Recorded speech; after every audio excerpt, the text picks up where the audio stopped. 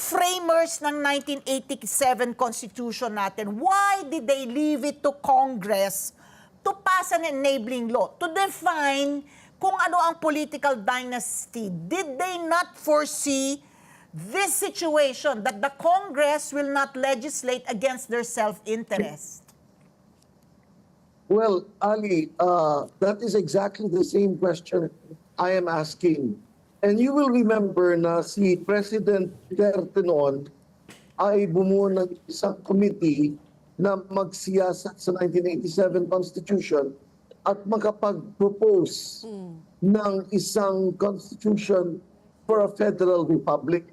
At isa yan sa mga articles na tinutukan namin at sinabi namin, pag ipinaubaya mo sa Kongreso na magpasa ng isang batas na magbabawal sa mga dynasty, hindi na mangyayari yan because many of the members of Congress are products of political dynasties. Correct. However, let me say this, no? The state, through Congress, is actually under obligation to pass a law defining dynasties. So hindi na nila pwedeng sabihin, well, ipinapaubaya ng saligang batas sa amin ang magpasa ng batas, ayaw namin ang magpasa ng batas, so walang batas na iinal. Pero maliwanag sa saligang batas, Section 26,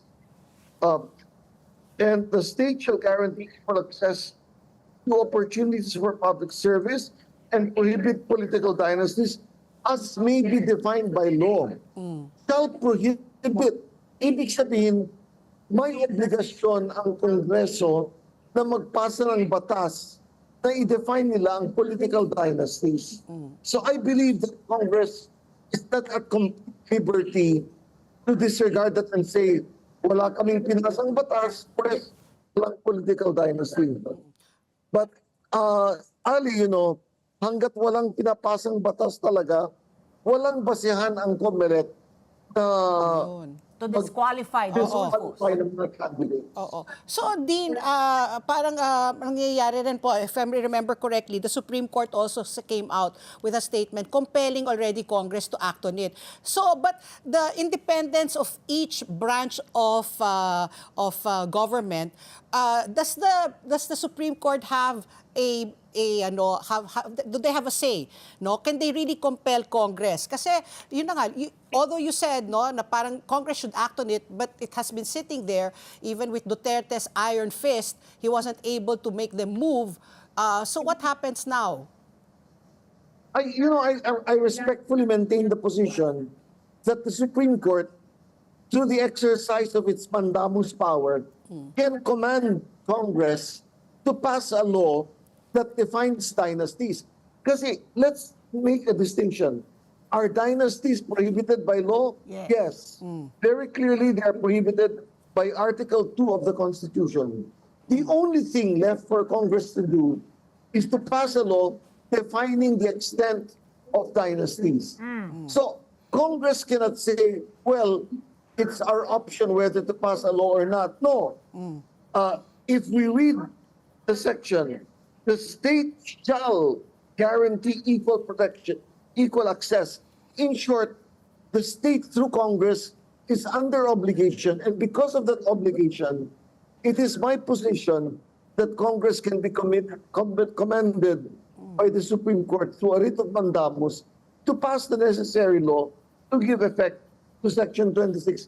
Otherwise, the consequence will be you're allowing Congress to defeat the Constitution. So ano yan? Motu proprio, or does a petition have to be filed with the Supreme Court? Petitioning for... go ahead po. There has to be a qualified party who brings the action, Ali. And who has the legal personality to file that? Yeah, the Supreme Court cannot motu proprio issue a... You know, the judicial branch is basically a passive branch of government. It acts only pag may dumunog sa Korte Suprema. So kinakailangan ng isang grupo o isang citizen with the necessary standing na mag-file ng petition for a writ of mandamus. Writ of mandamus. Ito, in spite of the doctrine of separation of powers, Dean? Yes, because the Constitution does not leave it to Congress as a matter of discussion. The Constitution obliges the state through Congress. So, precisely because of checks and balances, the Supreme Court has the power to see to it that the Constitution is observed. That is my position in regard to this particular article. While it is true that the provisions of Article 2 are not self-executory, in this case, there is a positive obligation on the part of the state because the Constitution says that the state shall guarantee equal access and prohibit political dynasties.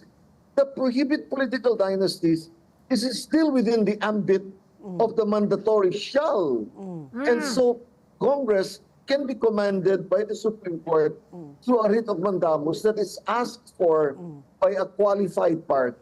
Pero Dean, you really need political will to execute this, no? And for a law to be passed in Congress, there has to be somebody who will file it. So just the act of filing it, I don't think it will even reach, no, na it will be heard because syempre, bago pa naman ma-file yan, mag-uusap-usap. Kunyari ako, si Congresswoman Dasa, o gusto ko na nga, no, i-define na nga, just to define what a political dynasty is. Just other congressmen will get hold of my plan, they're going to stop it because otherwise it might prosper. But what kind of political will is needed for this really to become a law? You know, fortunately, our Congress is also made up of, aside from representatives of each congressional district, we have party list members. So we should be able to count on the party list members who are not affiliated with any of the traditional political parties to initiate this. And I trust that there are enough civic members of Congress who will pass the necessary law. You know, I want to make this clear, no? The only thing that the Constitution leaves to Congress is to define dynasty. It is not left to Congress to prohibit dynasties. The Constitution itself prohibits that. Yes, So that's my reason for asserting the proposition that Congress is under obligation, To define. constitutional obligation, to pass a law that defines dynasties.